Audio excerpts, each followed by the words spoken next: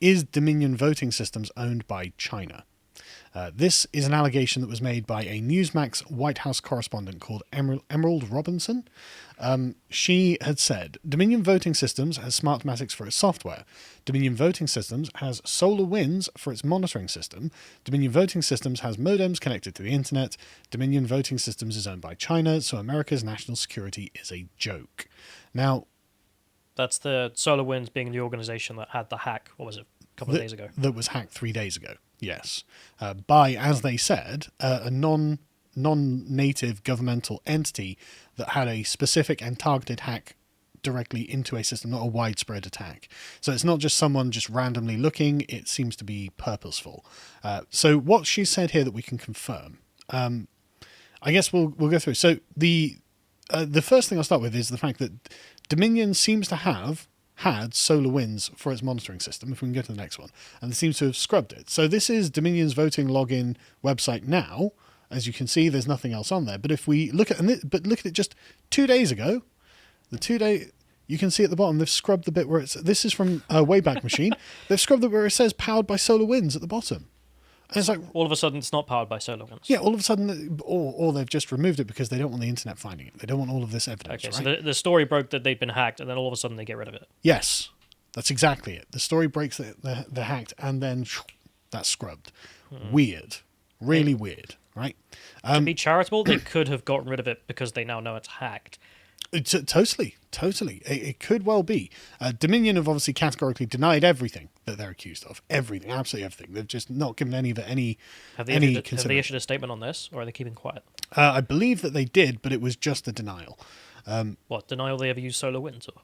A denial that there's any problem, basically. Well, why'd you delete it then? I'll have to find it, but like. Yeah, but it's the point of like, well, there's no problems going on, but why did you get rid of SolarWinds? Exactly. We want to know, that we need to know. And I think it's important to know. But the question is, the first one, it seems that it did use SolarWinds as a monitoring system. I mean, that seems to be what the connection is. That's what SolarWinds is this sort of transmission network. So it seems that Dominion has been using that. And then, so the first claim, Dominion has Smartmatic for its software. That's true. This is Sequoia software that was initially developed in California. That in 2005, it was acquired by Smartmatic. And then on June the 4th, 2010, Dominion Voting Systems, a Canadian company engaged in manufacturing electronic voting hardware and optical scanners, acquired all physical and intellectual assets of Sequoia Voting Systems, as well as retained technical and sales staff. So not only do they have all of the physical property, they have the intellectual property, they have the staff who made it. They have it all, right? And so this was purchased by Dominion in 2010. Sorry, I've just skipped myself suddenly. Sorry, who was purchased?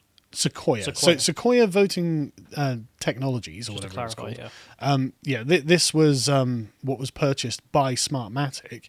And then we go to the affidavit that was procured by Rudy Giuliani and presented in his suit, where he spoke to apparently the source was a top-level Hugo Chavez insider who claims to... We did all of this. Is this the former bodyguard? Yes. The personal witness to the development and operation of the software. He says, I was witness to the creation and operation of a sophisticated electronic voting system that permitted the leaders of the Venezuelan government to manipulate the tabulation of votes for national and local elections, and whenever of these elections to gain and maintain their power. So he claims he witnessed Smartmatic being created in conjunction and collusion with the regime. Smartmatic was used to change their constitution. He had hands-on experience of using it, had repeated meetings with Chavez. Chavez wanted Smartmatic to build the election manipulation system so he wouldn't lose another election, and he didn't. A witness has details on how it works, etc., etc., etc. Right? So that's all true. We know that Smartmatic was created in Venezuela. Again, you can find this on the Wikipedia page. None of this is a secret. We know that Sequoia was acquired by Smartmatic, and then it was sold to Dominion, and so.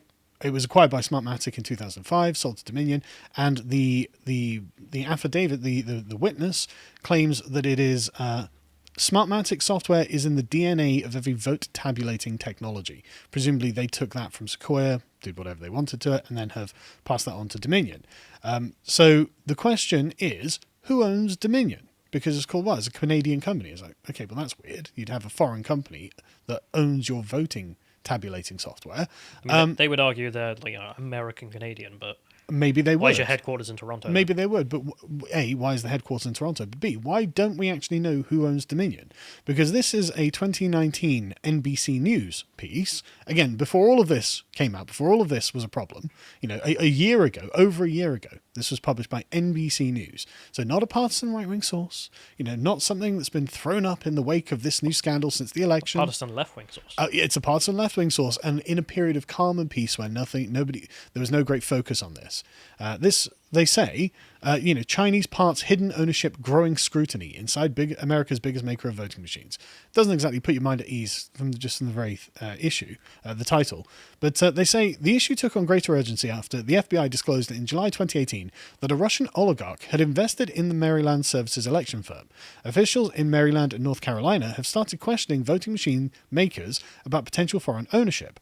Because it is privately owned, ES&S, which is the company above them, I think, is not legally obliged to reveal its ownership or any other details about its finances, although the spokesman did confirm that the company generated about $100 million in sales last year. Their bylaws prevented them from revealing other individual investors, but affirmed that they are all US citizens or trusts or corporations owned by Americans. Well, you might not be legally obliged, but if you don't, you get nationalized. Yeah. So I'll just take your word for it then. If you just say that that's the case, I guess there's nothing further to look at. But again, but this is why when Facebook gets trialed in front of the U.S. Congress, they say, "Can you call this?" They're being nice. If you don't do it, we're going to make you do it. Yeah. So they have subpoena power. They could force all of this, and honestly, I think they probably will. So we don't know who owns Dominion. NBC couldn't find out. They won't tell us. We're just supposed to take their word for it. But we do know that Dominion received, as we reported on the Lotus.com and did a segment about a while ago, that Dominion received $400 million from a China-linked or CCP-linked Swiss bank account. This was the US Securities and Exchange Commission filed a report stating that Dominion Voting Systems received this payment, and that the payment was made to Staple Street Capital, a middle marketing equity firm, and it goes through various layers of companies because that's how they do these things, probably in a deliberate attempt to obscure where the actual money is coming from.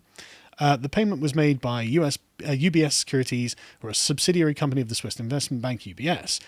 Despite UBS Securities being a New York-based company, 3 of the 4 board members are Chinese. One of the board members has worked for the Chinese Communist Party Central Bank and the entirely government-owned Bank of China. So it's like, right, people who are high-ups... The board members for UBS are Chinese. Yes. And if we scroll down to the bottom of the article, you find that 12 of the 15 UBS board of directors have resigned as December the 6th. So those who are left, 3 of them are Chinese. Those who are left, I don't know, but why would 12 of 15 of their board members just suddenly resign? Because something's big coming, and they know something's big coming, and they want to bug out. That's why. That's the realistic explanation, in my opinion. And I think that this is because of a recent Antrim County forensic audit of a Dominion software machine that came up rather bad. Now, I just want to be very, very clear, as Viva Fry pointed out on his stream the other day. This was part of a lawsuit against Antrim County and the Dominion voting machines that has been produced. This forensic examination has been produced by someone on behalf of the people leveling the lawsuit. So you wouldn't expect it to go against their narrative, right? But that's not to say that it's false, but that is to say that it probably wouldn't have seen the light of day, as Viva Fry said, if this had gone against them. And I think that his assessment here is correct. These things are essentially partisan for one side of the argument. Again, keep it in mind. That's not to say that it's false, but I think that when I'm going to read out their conclusion, YouTube, this is not an endorsement of this conclusion. I don't know either way. We're not suggesting that it's correct or not, but what I think that it will show you is that it is a partisan effort. And like I said, that doesn't mean it's wrong or right. This is just the conclusion they came to. So the preliminary report was by Russell Ramsland Jr., a very credentialed man with numerous degrees and a master's degree in I don't know, business or something, who'd worked within the US government and worked for the government on various advisory panels and stuff like this. So he's not just some rando off the street. He's someone who has been invested in this for a while now. And he, in a report drawn up in a Michigan lawsuit, that the judge allowed the forensic examination of the machine. There have been other reports that the judge ordered it, which would imply that the judge was employing this guy to do it for him, and therefore the guy was answerable to the judge rather than the plaintiff, who would be thinking, that's wrong. It's the judge allowed him to do this. But again, that's not to say that it's wrong. The conclusion. We conclude that the Dominion voting system is intentionally and purposefully designed with inherent errors to create systemic fraud and influence election results. The system intentionally generates an enormously high number of ballot errors. The electronic ballots are then transferred for adjudication. The intentional errors lead to the bulk adjudication of ballots with no oversight, no transparency, and no audit trail. This leads to voter or election fraud. Based on our study, we conclude that the Dominion voter system should not be used in Michigan, and the results of Antrim County should not have been certified. Now, they shouldn't be pushing a partisan position there, right? Like you don't need to put, we conclude that results of Antrim County shouldn't have been certified, or the Dominion voting system should not have been used. And the constant use of things like intentional like the use of the word intentional, it's not inappropriate, but it puts a partisan sheen on this statement. Now, like I said, I can't confirm or deny whether this is correct. This is just what they found, because what they did is ran batches of ballots through the machine, and every time they have the tabulation in the report, and you can see just the number of votes overall going down, but especially for Trump. Right, so at the end of it, it starts with something like 22,000 votes, ends up with 16,000 votes, but Trump ends up with 5,000 votes, whereas before he was, had the lion's share on like 15,000 or something like this. So they're saying that they have used the software and they have watched it tabulate from Biden to Trump. Whether they have or not, I can't confirm or deny.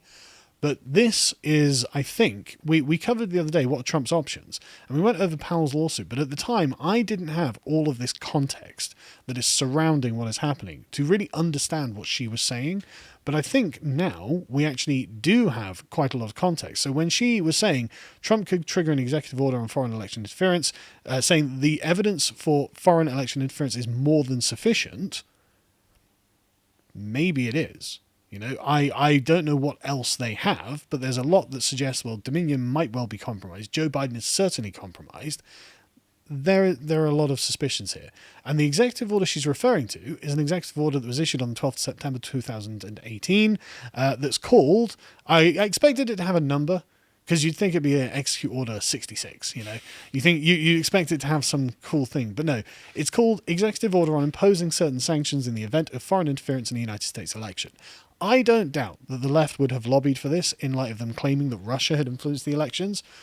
So you may be getting what you deserve here. I didn't check this, but it wouldn't surprise me at all. No. But the important part is, it says, not later than 45 days after the conclusion of a US election, the Director of National Intelligence, in consultation with the heads of many other appropriate executive departments and agencies, shall conduct an assessment of any information indicating that a foreign government or any persons acting as agent or on behalf of a foreign government has acted with the intent or purpose of interfering in that election. The assessment shall identify to the maximum extent ascertainable the nature of any foreign interference and any methods employed to execute it, the persons involved, and foreign government or governments that have authorized, directed, sponsored, or supported it. All property and interests in that property that are in the United States that hereafter come within the United States or are or hereafter come within the possession or control of any United States person, which is a US citizen, or if the following persons are blocked, may not be transferred, paid, exported, withdrawn, or otherwise dealt in. Basically seizing everything that anyone they think is implicated in any of this owns. That means if Sidney Powell's narrative that China, that Venezuela create or adapt a voting software that is designed to flip votes from one candidate to another. That is bought by Dominion, and Dominion is then either bought or paid off by China. Then what we have now, what we've covered today, I think is enough for Sidney Powell. I can't say whether it's true or false, but this is her argument. This is her argument. This is her narrative. These are the points that she will connect together and say, well, there we go. That's how we know that this has been stolen by a foreign government.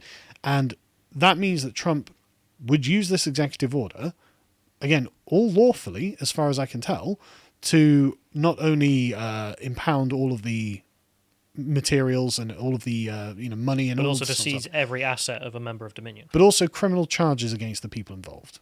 And there will be. I mean, you keep hearing, especially on Parler, from the sort of the boomer partisans about how there are going to be all these criminal charges, all of these people are going to jail, and it's like, well, I wouldn't rule it out.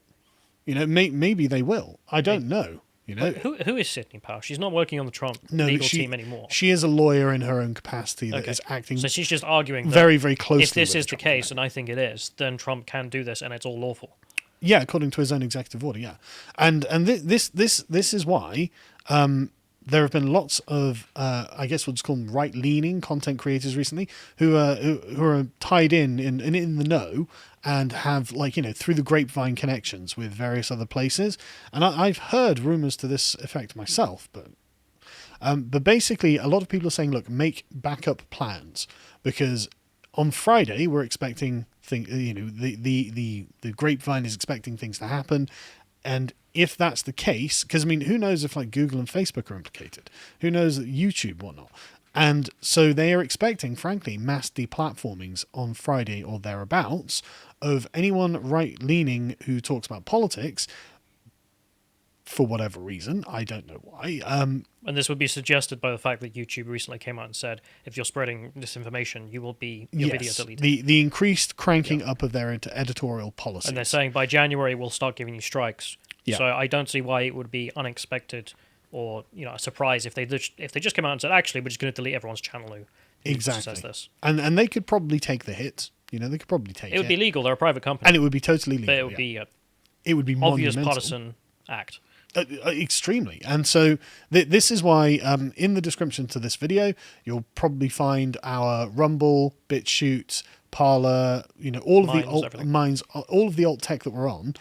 Even if you don't use it on a regular basis yet, I would probably take the time, 5 minutes, to go and set up an account on one of them that you prefer and just follow us there. Or alternatively, you can go to lotus.com and sign up and become a member, and you'll have access to all of our content on YouTube and off YouTube. And we've actually been recording a few podcasts that we're going to have to put off of YouTube because of their particularly censorious practices regarding the sensitive topics that we're discussing. So you'll definitely want to be following us on the alt media platforms, because they're the only places that we can put the, I guess we'll call them the spicy podcasts when discussing.